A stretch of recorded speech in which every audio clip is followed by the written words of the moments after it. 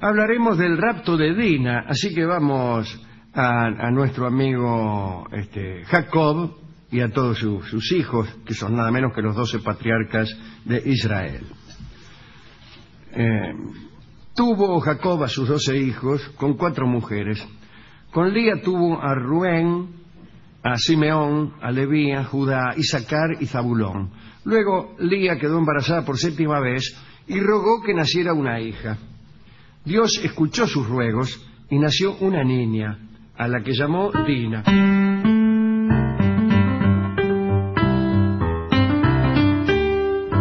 Qué lindo Dina, ¿eh? Bueno, la llamó Dina.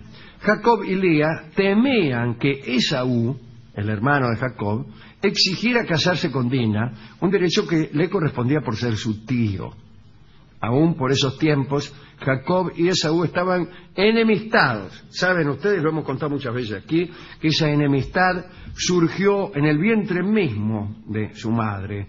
Al parecer, Jacob iba a ser el primero, y Esaú, al ver que Jacob sería primogénito, lo tomó por la planta del pie y salió en su lugar.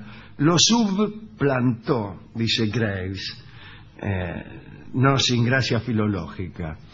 Otros, sin embargo, afirman que es al revés, que en realidad el primogénito es el que nace en segundo lugar, ya que si se introduce una píldora en un tubo, la píldora que primero se introduce es la que sale última.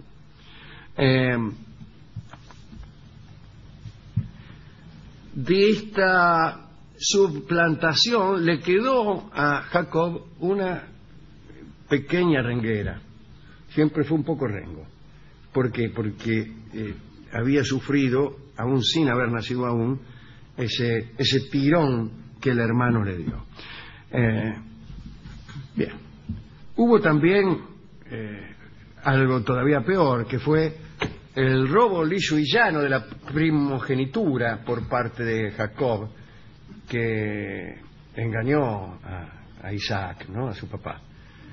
Cuando el viejo Isaac lo iba a bendecir, iba a consagrar la primogenitura de Esaú, hubo ahí, con la complicidad de la madre, unos manejos con un guiso de lentejas, y finalmente Isaac, que estaba medio ciego, bendijo a Jacob creyendo que bendecía a Esaú, pero una vez bendito, ya la primogenitura estaba en poder de Jacob, y por esas razones se odiaron siempre.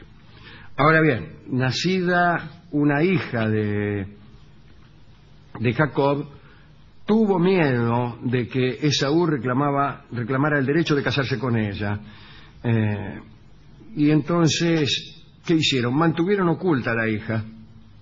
¿Qué hace uno cuando tiene una hija y no quiere que el tío se case con ella? La oculta, evidentemente. Incluso cada vez que había un festejo que obligaba a toda la familia a reunirse, metían a la hija en un arcón. ¿Qué hace uno cuando desea ocultar a una hija y hay una fiesta y vienen todos? Pues la mete en un arcón, evidentemente. Dios se enojó con Jacob por esta actitud y le dijo que por haber obrado de esa manera y deshonrado a un hijo de Israel, Dina iba a entregar su virginidad a un incircunciso, a un bárbaro. E incluso más, te digo, le dijo Dios, la tomarían ilegalmente. La va a tomar un incircunciso y la va a tomar ilegalmente. Todo por esto de andar escondiéndola en un arcón como un otario. Dina era modesta y respetuosa y nunca abandonaba la tienda sin permiso de Jacob. Un día, sin embargo, mientras Jacob paseaba su rebaño cerca del monte, la muchacha se tentó. Parece que había llegado al campamento israelita un príncipe de Siquem, hijo primogénito de Hamor.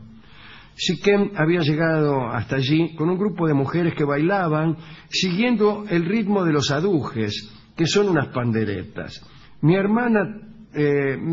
madre toca el aduje, mi hermana la pandereta, y mi hermana, la más chica, también. Dina se acercó hasta el baile. Siquem la vio y se enamoró. Se la llevó a su casa y se unió a ella. Chao, nada de prolegómenos. Jacob se enteró de la deshonra de Dina mientras el resto de sus hijos estaban aún en el campo y resolvió guardar silencio hasta que volvieran. Cuando algunos llegaron al campamento, Jacob contó lo sucedido a sus hijos, que se indignaron. Le contó: mirá, vino un tipo acá que tocaba la pandereta y tu hermana, ahí donde la ves, estuvo yaciendo con un señor llamado Siquem, hijo primogénito de Hamor. Bueno, los hijos se indignaron, naturalmente. Eran gente, tenían la indignación fácil. Al poco tiempo llegó al campamento nada menos que Hamor, el padre de Siquem, y en nombre de su hijo pidió la mano de Dina. Estuvo fenómeno, tipo, dice: señores, comerciad con nosotros. Puesto que Siquem está dispuesto a hacer de Dina su mujer legítima, os pagaré la dote que me pidáis, y aún me alegraría más que nuestras dos regias casas estuvieran unidas por otras alianzas. Jacob, resignado, dejó que sus hijos arreglasen el asunto. Le dijo: arreglen el asunto con este niato. Los hijos de Jacob le dijeron a Hamor que no podían dar a su hermana a un incircunciso, como era el caso de sus hijos. Pero eran todos incircuncisos los tipos del reino de Hamor. Pero los hijos de Jacob dijeron: mire, si todos los hombres del reino de Hamor aceptan operarse, circuncidarse, ¿no?, la casa de Jacob y la de Hamor se unirían firmemente. Bueno, Hamor volvió a la ciudad, consultó a los sabios, finalmente acordó que todo varón de su grupo debía ser circuncidado inmediatamente para que su hijo pudiera casarse con Dina. Envió entonces su aceptación a los hijos de Jacob. Al día siguiente, todos los súbditos de Hamor se sometieron a la operación. Cuenta Graves que esta circuncisión general era un poco extraña. Mejor dicho, era extraño que un grupo tan numeroso en aquellas regiones fuera incircunciso, ya que todos los palestinos, excepto los filisteos, practicaban esa costumbre. Conjetura Graves que tal vez eran inmigrantes de Grecia, recién llegados a esas tierras. Bueno, una vez que los hombres de Hamor se operaron, andaban todavía aún postrados, ¿no? Simeón y Levi entraron con sigilo en la ciudad y mataron a Hamor y a Siquem, incluso a algunos de sus súbditos para hacerlo todavía más grave. Además se llevaron a su propia hermana, a Dina. El resto de los hijos de Jacob procedió a saquear las casas, se apoderaron de los rebaños e hicieron esclavas a las mujeres y a los niños. Jacob se indignó. ¿Qué hacemos? Bueno, cuidado, dice, porque este muchacho Hamor era amigo de los amorreos, un pueblo cercano. Se van a enterar, van a venir, van a armar lío. Y al enterarse de lo sucedido, los aliados amorreos de Hamor se desplazaron con toda prisa a las tierras del jefe muerto, y aunque allí todavía estaban algunos hermanos de Dina haciendo estragos. Los amorreos llegaron a la ciudad, cerraron las puertas tras de sí para encerrar a estos hermanos que estaban haciendo estragos, que eran Simeón y Leví. Pero la furia de los patriarcas era imbatible. Desde afuera llegaron Judá, Rubén y los demás, derribaron las puertas, entraron, sembraron la muerte por todas partes, mataron a todos los hombres de Siquem que quedaban, mataron a algunos amorreos y a 300 mujeres que le tiraban piedras desde los techos. Entonces, un segundo ejército de amorreos avanzó por la llanura. Jacob, que no había participado en todo esto, vio a sus hijos en peligro, entonces dijo: bueno, voy a participar. Se apostó él solo con sus flechas en la puerta y los detuvo. Bueno, los hijos de Jacob, terminada la batalla, se repartieron el botín del saqueo.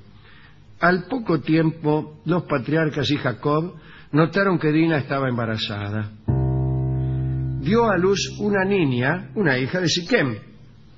Sus hermanos quisieron matar a la niña, vio cómo era, ¿no?, a estas alturas. Pero Jacob los contuvo.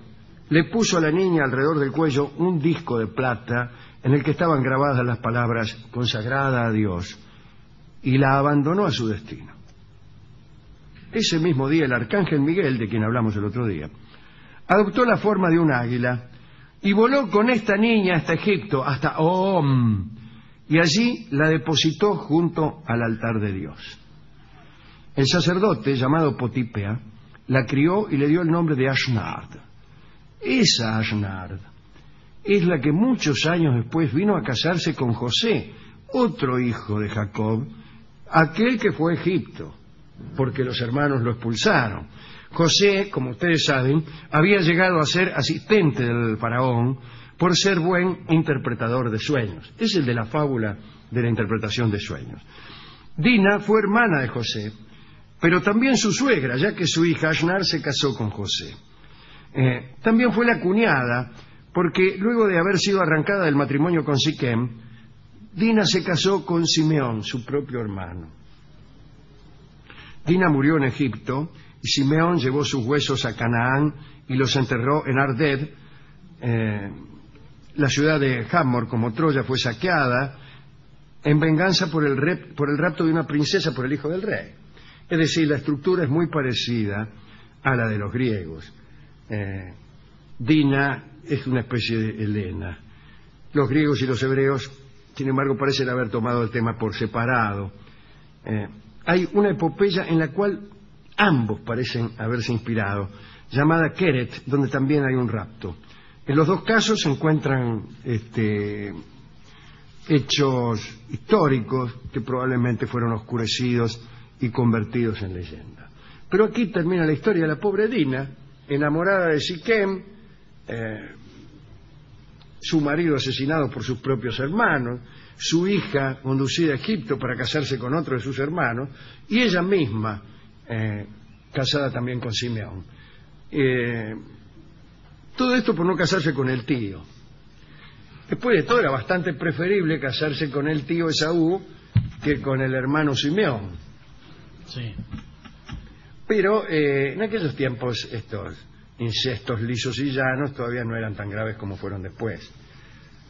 Si bien se mira cuando la población humana era escasani, era más fácil ser incestuoso. Ahora ya es muy difícil, sí, porque casi ninguna mujer es tu hermana.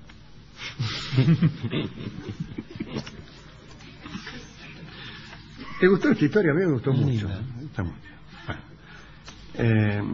La dedicamos a todos los hijos de Jacob, al propio Jacob, que no estaba de acuerdo con toda esta cosa absurda que hicieron los chicos. Le advierto, estos nietos eran bastante malandras, porque al más chico, a José, que era buen pibe, lo tiraron a un pozo y lo abandonaron, y el tipo fue a Egipto y después salió adelante gracias al que interpretaba los sueños, y lo mismo que Orangel. Sí. Pero si hubiera sido por sus hermanos, así que bueno, le digo porque ya me pusieron mal estos niños. Señores, fuimos a la discoteca, le conté eso al discotecario. ¿Tangos de incesto? No hay. No, pero él me dijo que peores eran los hermanos de él, que había uno que le debía 500 pesos y no se lo pagaba. Qué mal llevado una el historia discotecario. Que a él le parecía mucho más trágica que esta. Bien. Y dijo, esto es un conventillo, verdaderamente. Y me dio una milonga que se llama El Conventillo, que escucharemos en la versión clásica de don Edmundo Rivero, milonga que fue compuesta en alusión a todas estas... Mirá qué conventillo, loco. Le matan al novio, la raptan, la llevan a Egipto, se casa con el hermano. Esto es un chismerío, ¿no? Y fue por eso, este tango es por esa... esa milonga se llama El Conventillo justamente por toda esta cosa de sucesos familiares que son comentados por los historiadores.